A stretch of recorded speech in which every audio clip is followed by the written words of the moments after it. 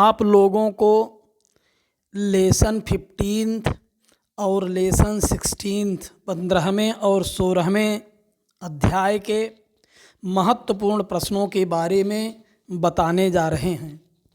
तो सबसे पहले हम लोग देखते हैं लेसन 15 के प्रश्न।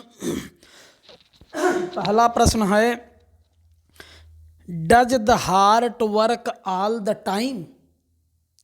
क्या हृदय पूरे समय तक काम करता है? क्या हृदय 24 घंटे लगातार काम करता है? तो उत्तर है बड़ा आसान सा, केवल नो। केवल क्या कर देंगे? नो। और डज को अंदर कर देंगे और निगेटिव कर देंगे। Know the heart does not, फिर वही उतार देंगे, वर्क ऑल द टाइम। नहीं, हृदय पूरे समय तक काम नहीं करता है। फिर से प्रश्न कहता है कि क्या हृदय पूरे समय तक लगातार काम करता है, पूरे समय तक काम करता है? तो उत्तर है नो, नहीं। The heart does not work all the time. नहीं, हृदय पूरे समय तक काम नहीं करता है। अगला प्रश्न है, how much does the heart work in a day? एक दिन में हृदय कितना काम करता है, कितने समय तक काम करता है, कितनी देर तक काम करता है? तो उत्तर है the heart works only 9 hours in a day. हृदय 24 घंटे में केवल 9 घंटे ही काम करता है। द हार्ट वर्क्स, हृदय काम करता है, ओनली 9 आवर्स, केवल 9 घंटे, इन ए डे, एक दिन में। एक दिन में हृदय के काम करने का कुल समय केवल 9 घंटे होता है। तीसरा प्रश्न है, when does the heart get rest? हृदय कब आराम करता है? How much does it rest in a day? और एक दिन में कितने समय तक आराम करता है? कहता है कि हृदय कब आराम करता है और एक दिन में कितने समय तक आराम करता है? तो बहुत आसान सा उत्तर है कि when beating eight moderate rate of 70 pulses पर मिनट। जब हमारे हृदय की गति 70 पल्स पर मिनट होती है।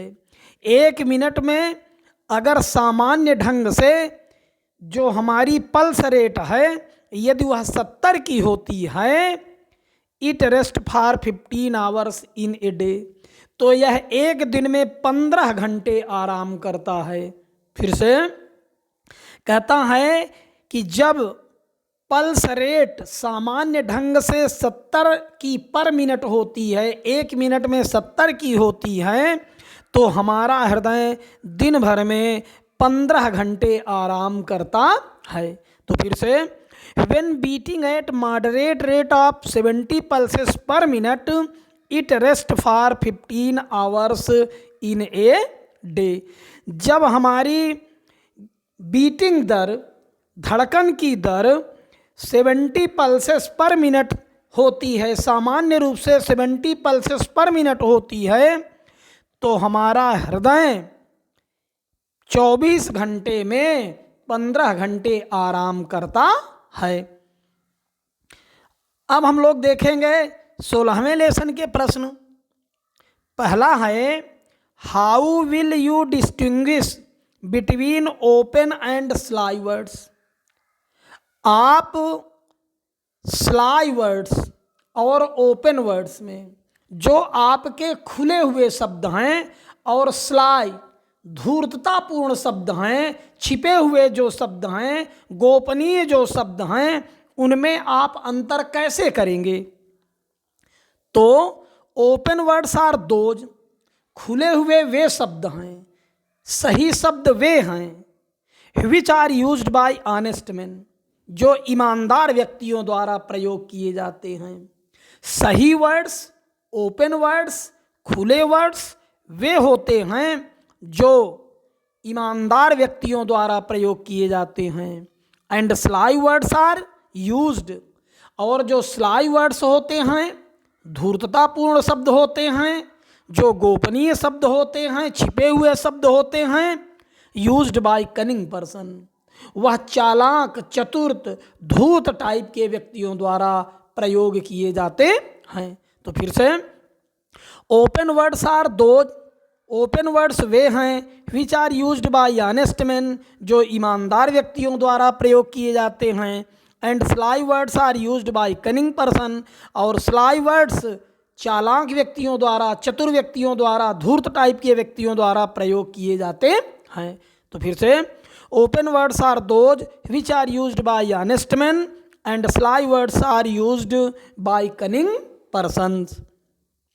दूसरा प्रश्न है what does the poet mean by the honest and cheat word, जो ईमानदारी पूर्ण शब्द हैं और जो ठगने वाले शब्द हैं, चीट वर्ड हैं, उनसे कवि का क्या तात्पर्य है। तो ऑनेस्ट वर्ड्स आर दोज, ईमानदारी पूर्ण शब्द वे हैं विच हैव सिंगल मीनिंग, जिनका केवल एक ही अर्थ निकलता है। जो ईमानदारी पूर्ण शब्द वे हैं जिनका केवल एक ही अर्थ निकलता है। And cheat words have double or more meaning, और जो ठगने वाले शब्द हैं उनके दो या दो से अधिक अर्थ निकलते हैं, चाहे इधर मान लो चाहे उधर मान लो, दुविधापूर्ण अर्थ व्यक्त करते हैं। तो फिर से honest words are those which have single meaning, ईमानदारी पूर्ण शब्द वे हैं जिनका केवल एक ही अर्थ निकलता है। And cheat words have double or more meaning, और जो ठगने वाले शब्द हैं, जो चीट वर्ड हैं, उनके दो या दो से अधिक अर्थ निकलते हैं। धन्यवाद। यहीं पर आज हमारी वर्कबुक समाप्त हो रही है। 17वें और 18वां लेसन आपके सिलेबस में इस वर्ष के लिए नहीं हैं। अब हम अगले वीडियोज में आपको टेक्स्ट बुक के प्रश्न देंगे। यदि हमारा वीडियो आपको पसंद आया हो तो लाइक करें, शेयर करें, और आगे आने वाले वीडियोज को पाने के लिए सब्सक्राइब करें। धन्यवाद।